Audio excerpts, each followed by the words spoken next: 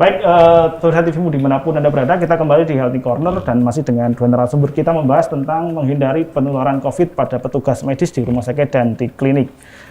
Kembali Pak Agus tadi yang disampaikan Bu Eko ini saya kira menarik bagaimana kemudian rumah sakit Muhammadiyah dan Aisyah, terutama juga klinik ya. Nanti kita belum bahas klinik Bu, ini masih rumah sakit rumah sakit ya. 75 rumah sakit. Nah ini kaitannya dengan APD. Tadi Bu Eko ini menyampaikan kalau rumah sakit wajib petugas semuanya pakai APD. Lalu kemudian pengunjung pun demikian. Nah, terkhusus untuk garda, kita menyebutnya garda depan atau belakang, Bu? Rumah sakit itu. Tergantung sudut pandang kita. Kita menyebutnya sebagai garda terdepan, karena berhadapan langsung dengan pasien. Tapi kita juga bisa menyebutnya pertahanan terakhir. Pertahanan terakhir. Ya, karena upaya preventif promotif ini mungkin masih melahirkan kasus baru, sehingga menjadi pertahanan terakhir. Nah, sudut pandang kita saja. Sudut pandangnya, baik. Jadi kira-kira demikian ya, karena saya kira menjadi menarik teman-teman di bidang kesehatan ini. Sebagai garda depan tentu memang betul, tapi benteng terakhir itu juga betul.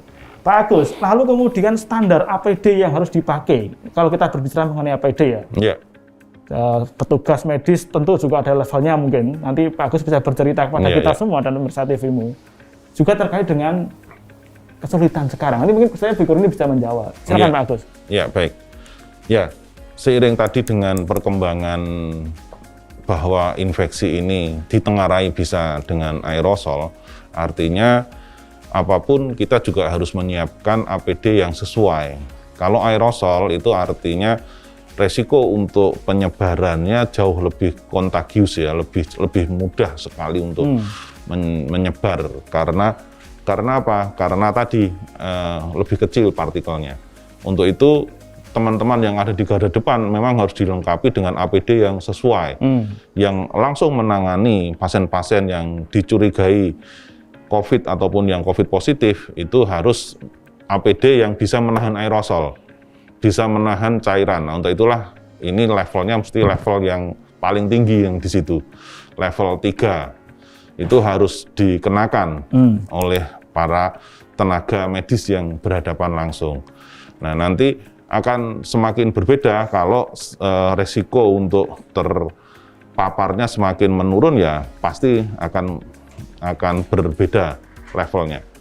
Namun kita juga harus akan bersiap karena ini akan panjang bahwa akan ada suatu kebiasaan baru ini nanti di rumah sakit ya. Satu, bahwa yang di rumah sakit semua pengunjung harus menggunakan masker, harus sering cuci tangan. Petugasnya pun sudah selalu akan terbiasa dengan menggunakan APD dengan baju-baju khusus rumah sakit. Sudah tidak lagi menggunakan misalnya dokter menggunakan jas dokter semalamnya itu ya kelihatannya akan berubah ini kelihatannya kemarin jadi diskusi. Jadi jas hazmat gitu. Iya, ada jas APD semua. Akhirnya akan terjadi. Tadi kita menjadi sangat terbiasa dengan pola yang baru di kehidupan yang baru tentang berhadapan dengan virus ini, Mas Budi ya. Dalam konteks demikian Bu Eko ini, bagaimana kemudian pelevelan APD di rumah sakit tentunya? Kalau di rumah sakit Muhammadiyah Aisyah sendiri, bagaimana kemudian terkait dengan mengakses APD dengan pelevelan tadi itu yang saya kira dengan kondisi yang sekarang tidak mudah saya kira ya. Gimana Bu ini? Ya, memang seperti yang Mas Budi sampaikan tadi ya. Jadi APD mungkin di awal-awal itu kualitasnya masih bagus ya. Tapi alhamdulillah peran serta masyarakat berusaha untuk ada pemberdayaan masyarakat yang mampu menjahit dan lain sebagainya. Tapi mungkin kualitasnya untuk level 3 ini belum terpenuhi. Jadi misalnya tadi Dr. Agus menyampaikan untuk level 3 itu tidak boleh tembus air.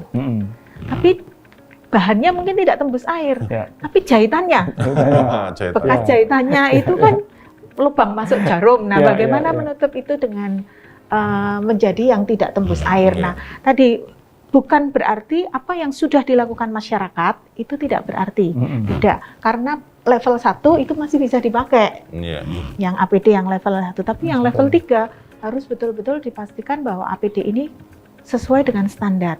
Nah, tentunya dengan tadi yang kita sebut super spreader, di mana penambahan kasusnya sedemikian cepat, Nah, ini perlu diikuti dengan penambahan pengadaan APD yang juga cepat. Nah, saat ini yang lambat dan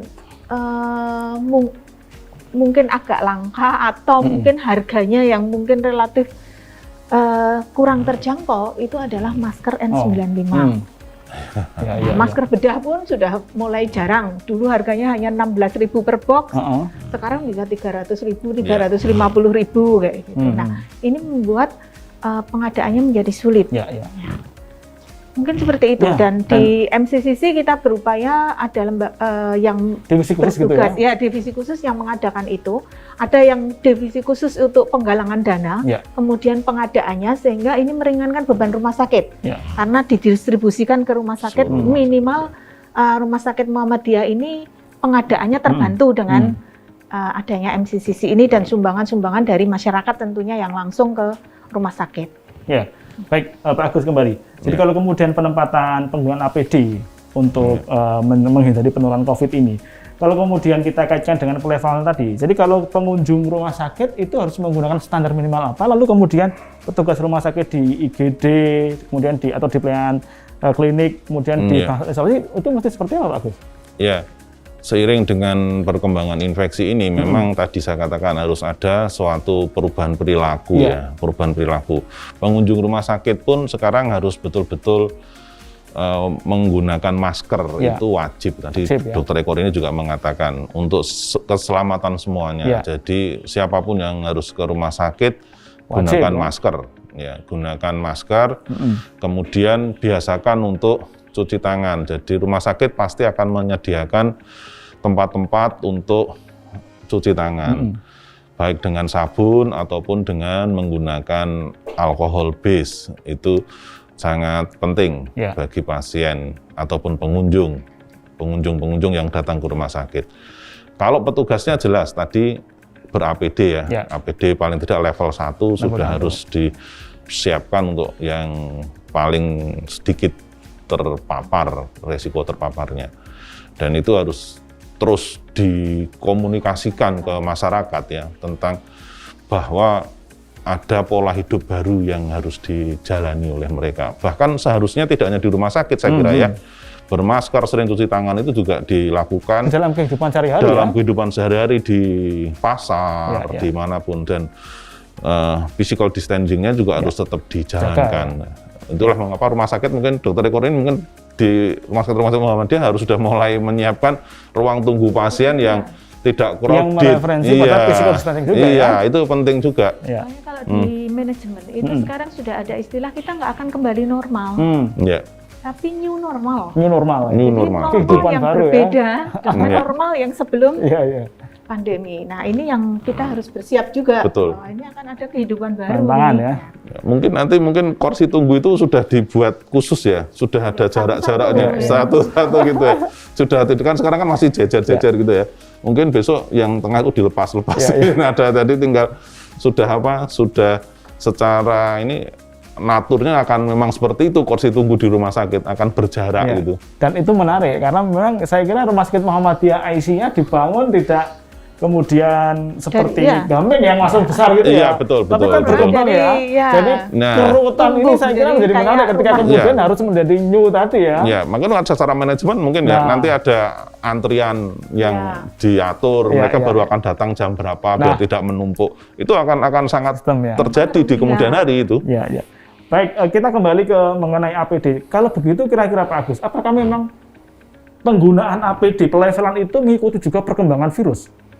Sebetulnya secara umum kita berhadapan dengan virus yang kita anggap saja ini airborne, saya kira sama APD ini universal sebetulnya. Nah, hanya karena kasusnya ini sangat kontagius dan kecepatannya sangat cepat, maka kita agak sedikit gagap dengan APD ini. Idealnya itu APD ini harusnya tetap digunakan oleh segenap komponen di rumah sakit sesuai dengan pelevelannya tadi dan bagaimana dia menghadapi pasien-pasien apa. Pasien-pasien dengan mohon maaf misalnya TB misalnya TB itu kan aerosol harusnya APD-nya juga sama. Sayangnya kita Sudah agak bersahabat karena dengan saking TB. bersahabat dengan TB, kita jadi agak sedikit meremehkan dalam tanda kutip dengan TB-nya. Ya. Sudah living harmoni. Iya. Ya. Bersama TB. Ya. Baik, terima kasih. Ya, kita jeda dulu ya, Pak Iya. Agus Bikorin. Iya. Baik, pemirsa TVmu, kita akan kembali setelah iklan yang satu ini.